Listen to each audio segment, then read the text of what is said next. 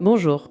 Aujourd'hui, on se plonge dans une série de notes assez dense, intitulée « Déposer ses fardeaux, humilité, foi et salut ». Bonjour. Oui, et la question de fond est simple, mais la réponse, elle, est tout sauf évidente. C'est ça. Face à l'anxiété, à la souffrance, notre réflexe est souvent de serrer les dents, de nager plus fort. Mhm. Mais là, les textes qu'on a, ils proposent une voie qui est complètement à contre-courant. Oui, une voie qui commence par un abandon plutôt que par un effort. Notre objectif, ça va être de décortiquer cette logique. D'accord. On va explorer la nature du combat intérieur tel qu'il est décrit, puis on se penchera sur cette solution un peu surprenante, quelle humilité. Et j'imagine sur comment la mettre en pratique. Exactement. Comment, concrètement, on peut transférer ces inquiétudes. Parfait.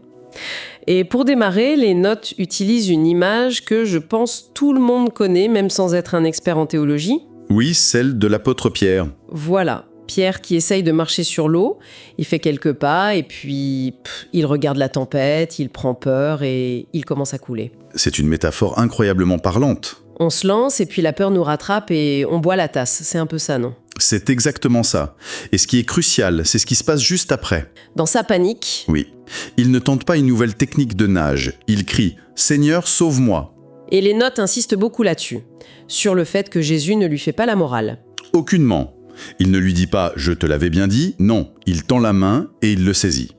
C'est présenté comme l'archétype de la réponse divine à un appel à l'aide sincère. Ce qui place d'emblée la discussion sur un terrain particulier. On n'est pas dans le développement personnel classique. Ah non, L'idée, c'est pas de trouver la force en soi, mais mais de la trouver en appelant à l'aide. Précisément, le document met en scène un conflit fondamental. D'accord. D'un côté, il y a une force qui, selon les mots de l'évangile de Jean, est venue pour donner la vie en abondance.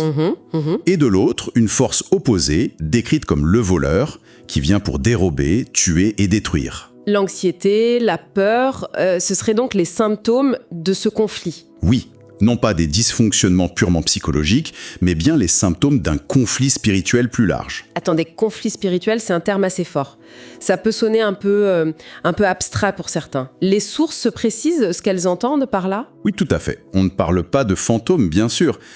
La citation clé, elle vient de la lettre aux Éphésiens, Qui dit ? qui dit « Car nous n'avons pas à lutter contre la chair et le sang, c'est-à-dire contre des ennemis humains, mais contre les esprits méchants dans les lieux célestes. » C'est une façon de dire que le vrai combat, il est à l'intérieur. Voilà, c'est une bataille contre le désespoir, le cynisme, l'orgueil, l'anxiété qui paralyse, des forces internes invisibles mais bien réelles. D'accord, c'est plus clair.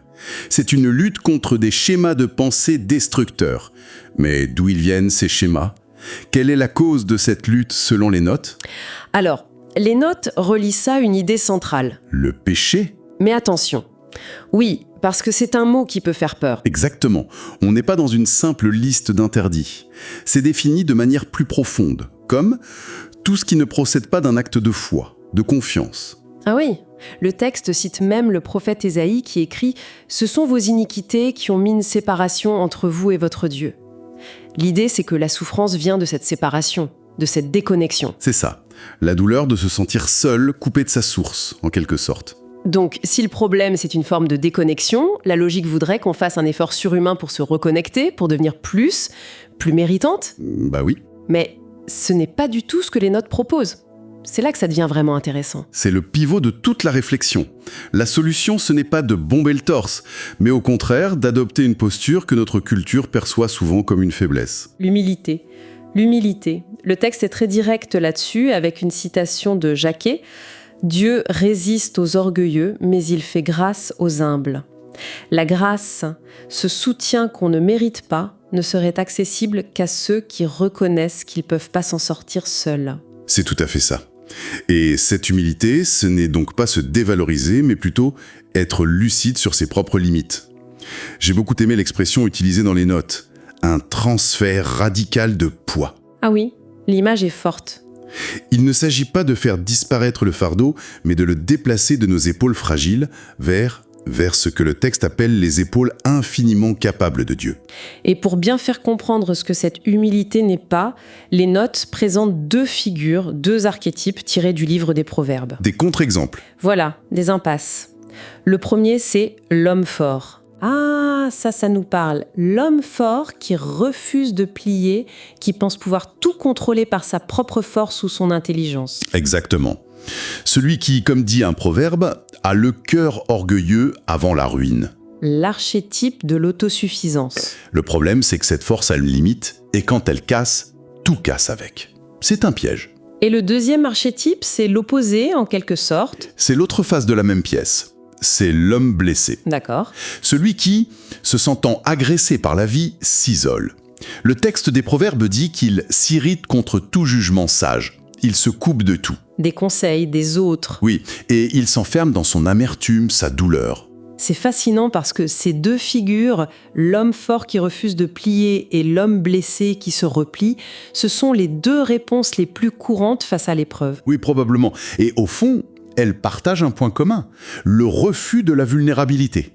Le refus d'admettre qu'on a besoin d'aide.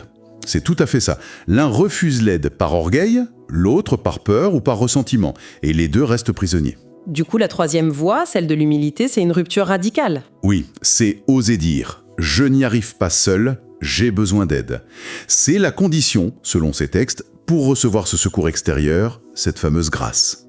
D'accord, le diagnostic est posé, la solution théorique aussi, mais la question qui brûle les lèvres, c'est comment on fait ?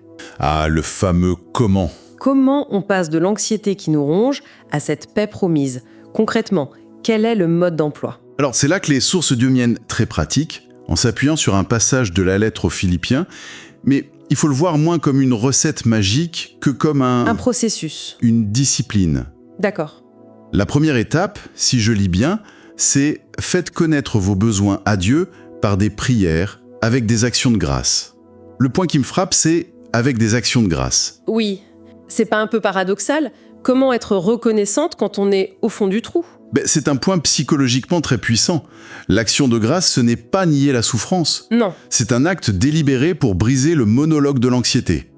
Quand on s'inquiète, notre esprit tourne en boucle sur ce qui va mal. C'est vrai. Forcer son cerveau à chercher des raisons d'être reconnaissant, même pour des choses infimes, c'est un court-circuit. Ça rééquilibre la perspective. C'est une sorte de rééducation cognitive en fait. Et la deuxième étape va dans le même sens. Méditer sur ce qui est vrai, honorable, juste, pur, aimable. Ça ressemble beaucoup à des techniques de pleine conscience. Est-ce que c'est juste de la pensée positive ?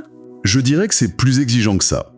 La pensée positive, parfois ça peut vouloir dire ignorer le négatif. Oui, un peu. Ici, l'idée c'est pas d'ignorer le problème, mais de choisir activement où on ancre son attention. On a un certain contrôle, non pas sur les événements, mais sur le focus de notre esprit. D'accord. Si on laisse notre esprit en roue libre, il ira toujours vers la menace. C'est un réflexe de survie.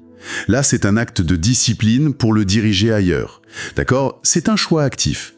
Et ensuite, on arrive au cœur du réacteur, si je puis dire. L'étape 3, humiliez-vous donc sous la puissante main de Dieu. Et l'étape 4, qui en découle, déchargez-vous sur lui de tous vos soucis, car lui-même prend soin de vous. C'est là que le fameux transfert a lieu, mais ça reste la partie la plus difficile à saisir. Comment on décharge un souci ? Ce n'est pas un objet physique ? C'est l'acte de foi par excellence. Ce n'est pas un simple exercice mental, c'est un acte de reddition. De reddition, oui. C'est arriver au bout de ses propres stratégies, de ses angoisses, et dire sincèrement « J'ai tout essayé, je n'ai plus le contrôle, je te confie le résultat ». C'est un lâcher-prise. Un lâcher-prise radical. Ça ne veut pas dire devenir passif et ne plus rien faire. Ça veut dire agir sans être écrasé par le poids de la responsabilité du résultat final. Mais que se passe-t-il si on échoue ? Si 5 minutes après, l'anxiété revient en force, ce qui est souvent le cas, est-ce que ça veut dire que ça n'a pas marché ? Et c'est une question cruciale que les sources anticipent. Elles ne présentent pas un interrupteur on-off. C'est un processus. D'accord. C'est pour ça qu'un autre verset est inclus de la première lettre de Jean. « Si nous confessons nos péchés, il est fidèle et juste pour nous les pardonner. » Donc l'échec, le fait de reprendre son fardeau par réflexe, n'est pas la fin du chemin. Non, c'est vu comme une partie du processus. La possibilité de recommencer, de redéposer son fardeau encore et encore, elle est toujours là. La clé, c'est pas la persévérance, c'est la persévérance. Donc, pour résumer, tout ce parcours, c'est une sorte de désapprentissage de nos réflexes. Face à la tempête, au lieu de s'épuiser, la démarche, c'est de reconnaître sa limite, de crier à l'aide et de faire confiance. C'est une synthèse parfaite. La paix ne viendrait pas de l'autosuffisance, mais d'une dépendance volontaire et humble. Et cette distinction entre les forts qui s'effondrent et les blessés qui s'isolent est vraiment éclairante. Ça nous oblige à nous interroger sur nos propres mécanismes. Oui, et ça laisse une question ouverte pour la réflexion, je trouve. Face à une difficulté concrète dans notre vie, quelle est notre tendance naturelle ? Est-ce qu'on enfile l'armure de l'homme fort ? En se disant « je vais gérer ça tout seul » ou est-ce qu'on se retire dans la coquille de l'homme blessé ? Et la vraie question, à quoi ressemblerait, non pas en théorie, mais dans les faits, cette troisième voie ? Celle qui consisterait à vraiment radicalement déposer ce fardeau.